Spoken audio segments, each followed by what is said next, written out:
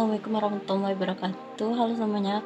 Sebelum lanjut ke pembahasan tentang video ini, saya ingin memperkenalkan diri saya terlebih dahulu. Perkenalkan, nama saya Lilis Anjani, mahasiswi UIN Sultan Taha Saifuddin Jambi, Fakultas Tarbiyah dan Keguruan, Prodi Manajemen Pendidikan Islam. Di sini saya akan menjelaskan tentang manajemen konflik dalam perspektif hubungan antar agama. Manajemen konflik dalam perspektif hubungan antar agama adalah upaya untuk mengelola perbedaan dan konflik yang timbul antara individu atau kelompok yang mewakili agama-agama yang berbeda. Konflik dalam konteks ini dapat timbul karena perbedaan keyakinan, nilai, praktik, atau pemahaman terkait agama. Ada beberapa prinsip dan pendekatan yang dapat digunakan dalam manajemen konflik dalam perspektif hubungan antara agama. Pertama, dialog antara agama. Dialog adalah metode yang penting dalam manajemen konflik antar agama. Ini melibatkan pertukaran gagasan, pemahaman, dan penghargaan terhadap perbedaan. Dialog antar agama dapat membantu membangun saling pengertian, mengurangi prasangka, dan mengatasi ketidakpercayaan antara penganut agama yang berbeda. Kedua, pendidikan dan pengetahuan.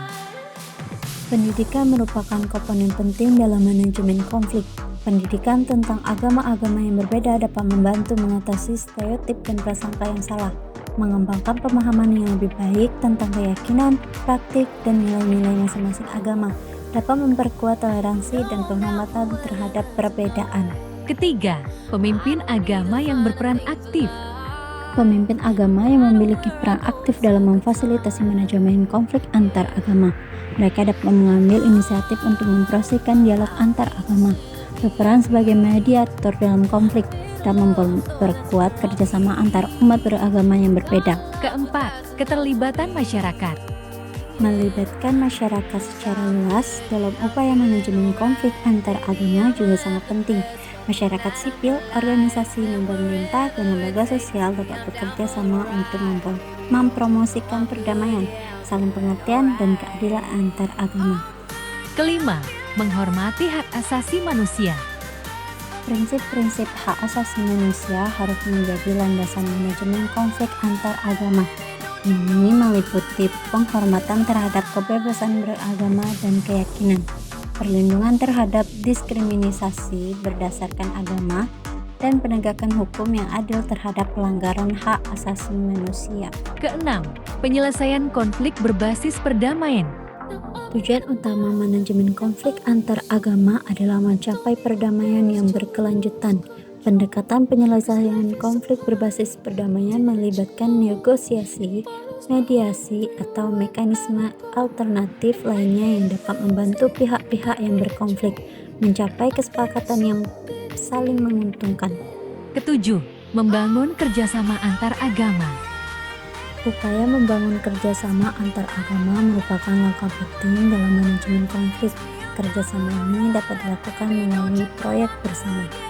Berikut adalah beberapa pendekatan manajemen konflik dalam perspektif hubungan antar agama menurut para ahli. Pertama, menurut John Paul Lederach. John Paul Lederach, seorang ahli konflik dan perdamaian, menekankan pentingnya pendekatan transformatif dalam manajemen konflik agama.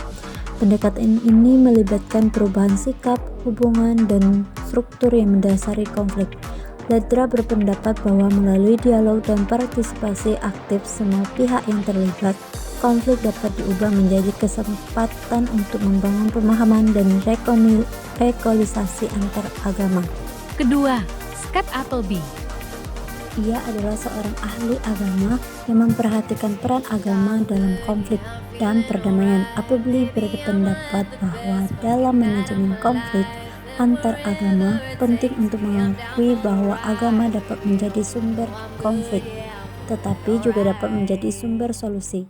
Dia mendorong upaya kolaboratif antar pemimpin agama dalam mempromosikan nilai-nilai perdamaian dan keadilan yang terkandung dalam ajaran agama mereka.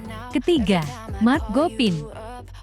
Dia adalah seorang ahli konflik agama, menekankan pentingnya pemberdayaan masyarakat dalam manajemen konflik antar agama.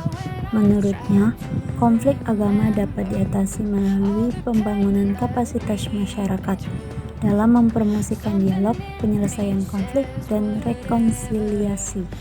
Gopin juga mendorong partisipasi aktif perempuan dalam upaya perdamaian karena mereka seringkali memiliki peran penting dalam mediasi konflik agama. Pendekatan-pendekatan yang disebutkan tadi mewakili beberapa perspektif yang berbeda dalam manajemen konflik antar agama. Semua perspektif tersebut menekankan pentingnya dialog, partisipasi, pendidikan, pemberdayaan, dan rekonsiliasi dalam membangun hubungan harmonis antar agama. Terima kasih telah mendengar. Assalamualaikum. Bye semuanya.